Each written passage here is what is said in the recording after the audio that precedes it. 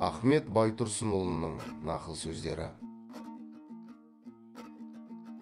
Білімді де не пайда білгенін көпке айтпаса, үйреткеннен не пайда, қайырма қайтпаса.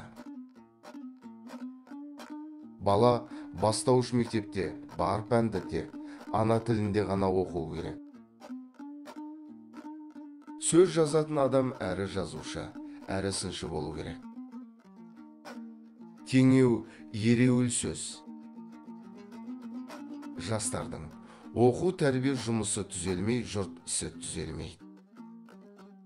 Сөз көңілге сипат жағының көркемдігімен, мағына жағының күштілігімен жағады. Біз әуелі елді түзетуді бала оқыту ісін түзетуден бастауымыз керек. Тіл адамның, адамдық белгісінің зоры, жұмсайтын қаруының бірі. Егерде біз қазақ деген ұлт болып тұруды тілесек, қарнымыз ашпас қамын ойлағанда тіліміздің де сақталу қамын қатар ойлау керек. Адамға тіл, құлақ қандай керек болса, білім де сондай керек. Білімді болуға, оқу керек, бай болуға, кәсіп керек. Күшті болуға, бірлік керек, осы керектердің жолында жұмыс істеу керек. Өткенді қуғанды қойып, осы күйіңді жөндеуге жөн іздеу керек. Күнелту үшін ас керек, ас істеуге күш керек, күшті жұмсауға ес керек.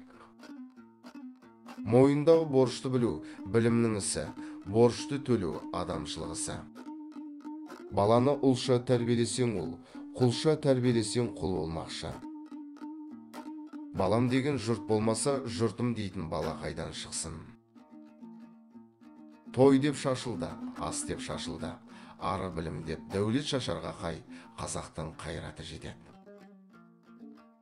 Мұғалімі қандай болса, мектебі де сондай болмақ.